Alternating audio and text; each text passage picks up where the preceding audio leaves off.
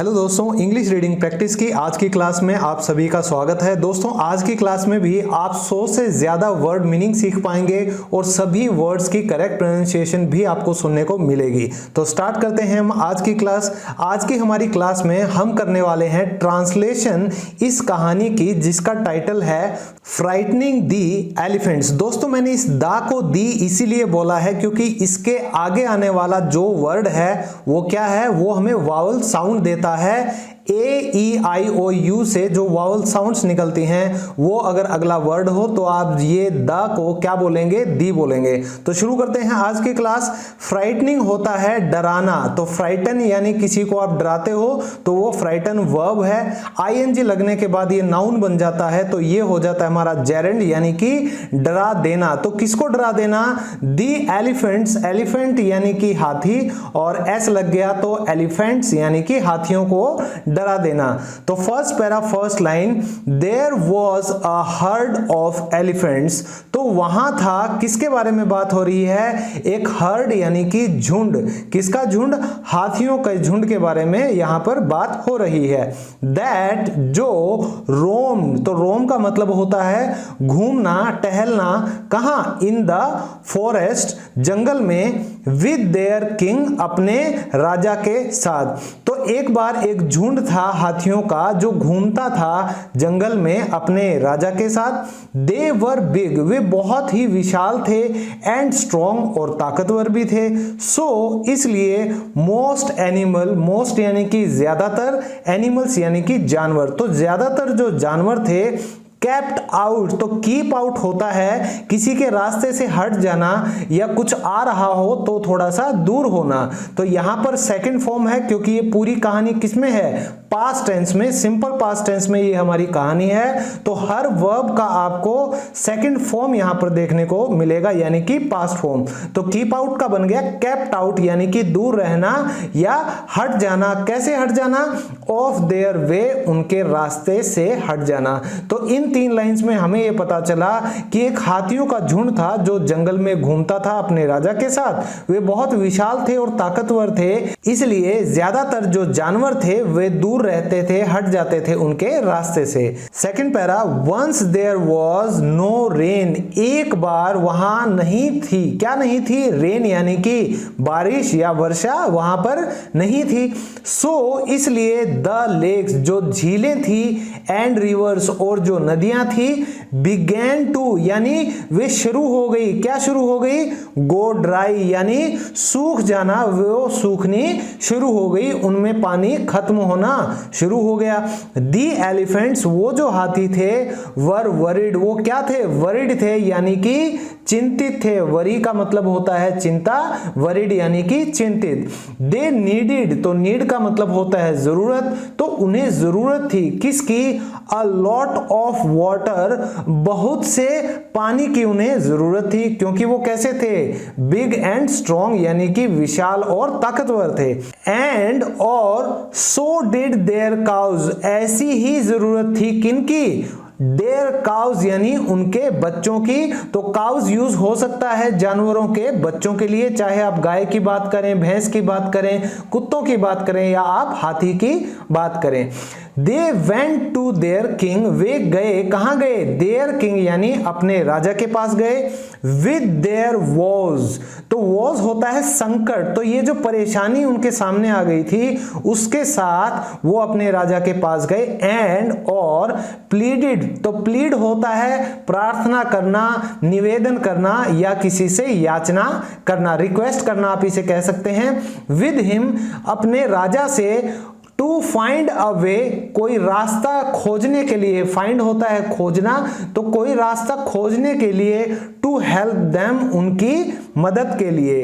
तो इस पैरा में हमें पता चलता है कि एक बार बारिश नहीं हुई वहां पर, तो जितनी भी झीलें थी और नदियां थी वे सूखनी शुरू हो गई, और जो वे हाथी थे जो बहुत विशाल और ताकतवर थे वे चिंतित हो गए, क्योंकि उन्हें जरूरत थी बहुत से पानी की, और इतनी ही जरूरत उनके बच्चों को भी थी। तो वे सब गए अपने राजा के पास इस संकट को लेकर, अपने संकट को लेकर, और उन्होंने निवेदन किया, प्रार्थना की अपने राजा से एक रास्ता खोजने के लिए, उनकी मदद के लिए। Next para, the elephant king, तो जो हाथी राजा था, रिमेंबर, तो रिमेंबर होता है याद आना, पीछे का कुछ, तो उसे कुछ याद आया दैट कि देयर वॉज, वहां था, अ लार्ज लेक, एक विशाल झील, इन द फॉरेस्ट, जंगल के अंदर, विद एन, किसके साथ थी वो विशाल झील, अंडरग्राउंड सप्लाई, एक जमीन के नीचे भंडार था, किस चीज का, ऑफ फ्रेश वाटर, ताजा पानी का। ही टोल्ड, उसने बताया, द अदर्स, बाकियों को, अबाउट इट, यानी इस बारे में। द हर्ड, तो ये जो झुंड था, बिगैन, शुरू कर दिया, क्या शुरू किया, इट्स जर्नी, तो जर्नी होती है यात्रा करना, कहां के लिए, टू द लेक, यानी झील के लिए। तो इस पैरा में हमें पता चला कि ये जो हाथी राजा था, इसको याद आया कि जंगल के अंदर एक विशाल झील थी, जमीन के नीचे भंडार था उस झील में, किस चीज का, ताजा पानी का। तो उसने बाकियों को इस बारे में बताया, और जो ये झुंड था उसने बिगैन, यानी कि शुरू कर दी अपनी यात्रा उस झील की तरफ। नेक्स्ट पैरा, वन मॉर्निंग, एक सुबह, दे फाउंड, तो उन्होंने पाया, देमसेल्व्स, यानी कि खुद को, कहां पाया, नियर द लेक, झील के करीब पाया, एंड, और, रश, तो रश होता है जल्दबाजी में दौड़ना या अचानक से दौड़ पड़ना, तो ये कहां दौड़ पड़े, एकदम टू द वाटर, पानी की तरफ, the mud banks, mud bank यानी कि किनारे की मिट्टी, तो कोई भी झील हो, नदी हो या समुद्र हो, उसके किनारे की जो मिट्टी होती है उसको बोला जाता है मड बैंक। तो ये जो मड बैंक थे ये कैसे थे, ऑफ द लेक, इस झील के, वर सॉफ्ट, ये बहुत नरम थे, एंड वेट, और गीले भी थे, हेयर्स हैड मेड देयर बरोज, तो हेयर यहां पे यूज किया गया है दोस्तों खरगोश के लिए, इनके बड़े कान होते हैं और ये रैबिट से बड़े होते हैं, हालांकि रैबिट को भी खरगोश बोला जाता है, उसका एक और नाम आप बनी भी बोल सकते हैं, लेकिन ये जो हेयर होते हैं ये होते हैं बड़े खरगोश। तो इन बड़े खरगोशों ने क्या बनाया था, हैड मेड, वे बना चुके थे, क्या बना चुके थे, देयर बरोज, तो बरोज होता है रहने का स्थान, किसका, खरगोश का। तो खरगोशों ने क्या कर रखा था, देयर यानी कि वहां पर, देयर यानी अपने, रहने की जगह वहां उन्होंने बना रखी थी। तो मिट्टी के नीचे के जो रहने की जगह होती है उसको बोला जाता है बरोज। तो जो भी जानवर मिट्टी के नीचे जगह बना लेते हैं अपनी, उसको कहते हैं रहने का स्थान, यानी कि बरोज उन जानवरों का। दी एलिफेंट्स यानी ये जो हाथी थे, वुंडेड, तो वुंड होता है घाव और वुंडेड होता है एज अ वर्ब यूज किया गया है, यानी कि घायल होना। तो वो जो हाथी थे उन्होंने क्या कर दिया था, वुंडेड यानी घायल कर दिया था, और किल्ड, किल्ड यानी मार देना जान से, यानी कत्ल कर देना।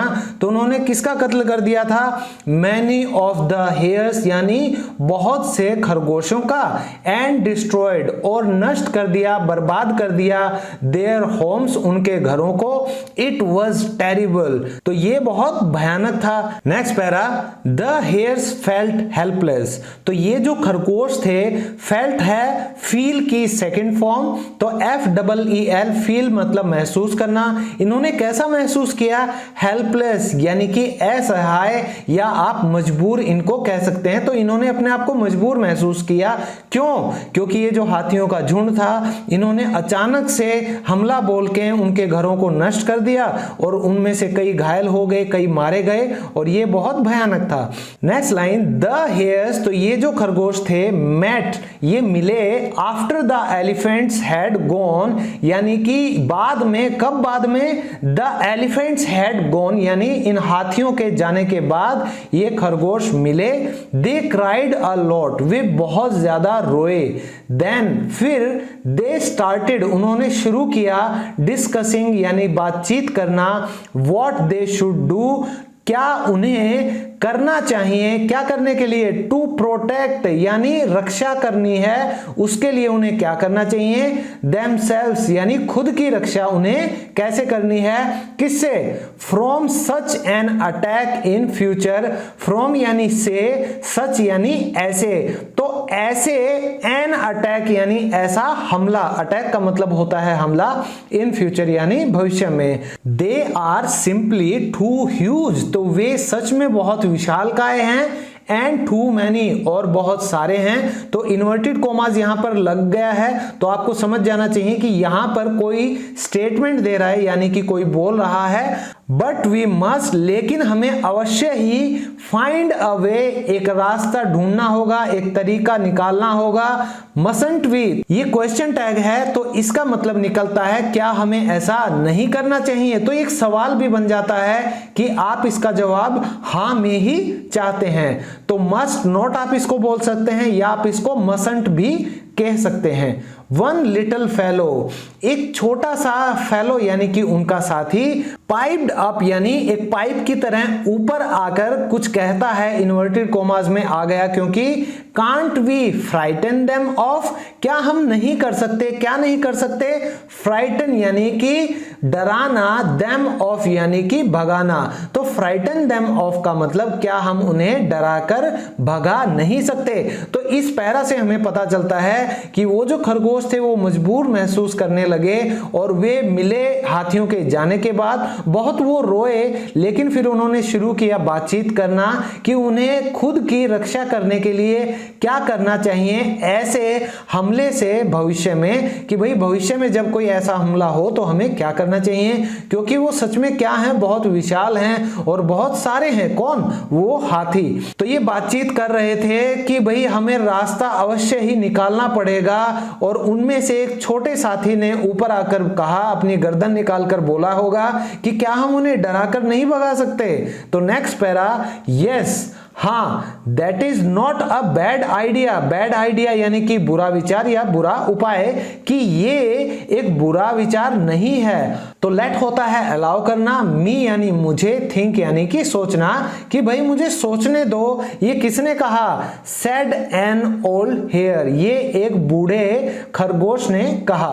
आफ्टर अ वाइल, कुछ समय बाद, ही सेड, उसने कहा, यू नो, तुम जानते हो, एलिफेंट्स आर स्लाइटली, कि जो हाथी हैं ये थोड़े से क्या हैं, फूलिश क्रिएचर्स यानी बेवकूफ प्राणी हैं, या इनको आसानी से बेवकूफ बनाया जा सकता है, ये ऐसे प्राणी हैं।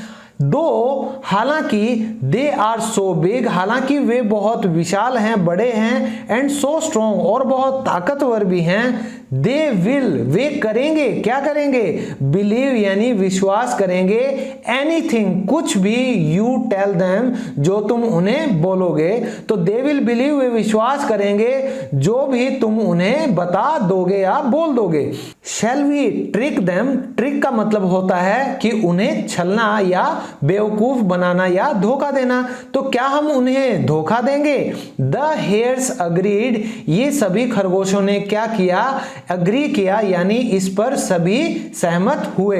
तो इस पैरा से हमें पता चला कि एक बूढ़ा खरगोश था, वो उस छोटे से प्राणी का उपाय सुन के कि भाई क्या हम उन्हें डराकर नहीं भगा सकते, वो बोला कि हाँ ये कोई बुरा उपाय नहीं है, मुझे सोचने दो। और कुछ समय बाद उसने कहा कि तुम जानते हो कि हाथी ना थोड़े से बेवकूफ प्राणी होते हैं, हालांकि वो बहुत बड़े और ताकतवर हैं, लेकिन वो विश्वास करेंगे तुम उन्हें कुछ भी जो बोल दोगे, तो क्या हमें उन्हें छलना चाहिए या धोखा देना चाहिए। तो इस बात पर सभी जो खरगोश थे वो सहमत हो गए। Next para, one of us, हम में से एक, विल गो, जाएगा, एज अ मैसेंजर, मैसेंजर होता है दूत, तो अपना कोई संदेश देकर आप भेजना चाहते हैं, मैसेज देकर, उसको बोला जाता है दूत। तो किसको दूत भेजेंगे, टू द एलिफेंट्स यानी उन हाथियों को। तो अब कोई कह रहा है कि हम में से एक जाएगा दूत बनकर उन हाथियों के पास, टेल द किंग, राजा से बोलना, यानी कि जो हाथियों का राजा है उनको, विद बेस्ट विशेस यानी बहुत बधाइयों के साथ, फ्रॉम द लॉर्ड, लॉर्ड यानी कि भगवान, किस भगवान की तरफ से, ऑफ द लेक यानी उस झील के भगवान की तरफ से, उस राजा को बहुत सी शुभकामनाएं देना, चंद्रमा। तो इस झील के भगवान का क्या नाम बताया इन्होंने? चंद्रमा। तो जो चांद है यानी द मून, उसको इन्होंने क्या बना दिया? भगवान बना दिया। नेक्स्ट लाइन, दैट की दिस लेक, ये जो झील है, बिलोंग्स, तो बिलोंग का मतलब होता है किसी का मालिकाना हक होना उस चीज पर या संबंध रखना। तो इस झील पर मालिकाना हक किसका है? टू द लॉर्ड, ये भगवान से संबंधित है जिनका उन पर मालिकाना हक है, यानी कि ये झील किसकी हुई? ये भगवान चंद्रमा की हुई।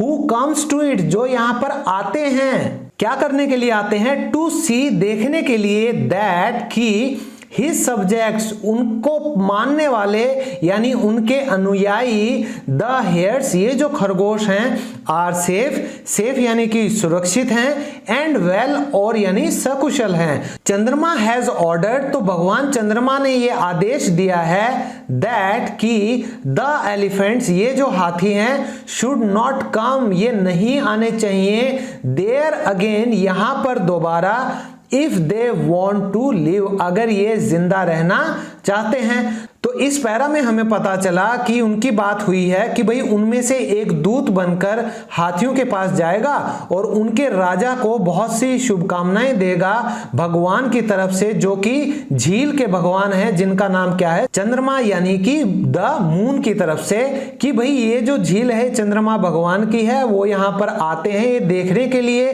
कि भाई उनके बाशिंदे, उनको जो मानने वाले ये खरगोश हैं, वो सुरक्षित और अच्छे से हैं या नहीं। और चंद्रमा भगवान ने ये आदेश दिया है हाथियों को कि उन्हें दोबारा यहां नहीं आना चाहिए अगर वो जिंदा रहना चाहते हैं। तो नेक्स्ट पैरा, अ हेयर, एक खरगोश, वेंट ऑफ यानी कि निकल लिया या चला गया, दूत बनके, एंड और वेटेड और इंतजार करने लगा, ऑन यानी किसी चीज के ऊपर यानी सरफेस के ऊपर, ये प्रेपोजिशन ऑन जो यूज होती है तो ये हमेशा सरफेस के ऊपर के लिए यूज होगा।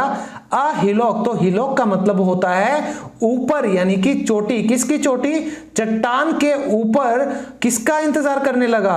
फॉर द एलिफेंट हर्ड यानी हाथियों के झुंड का, टू कम वहां आने के लिए।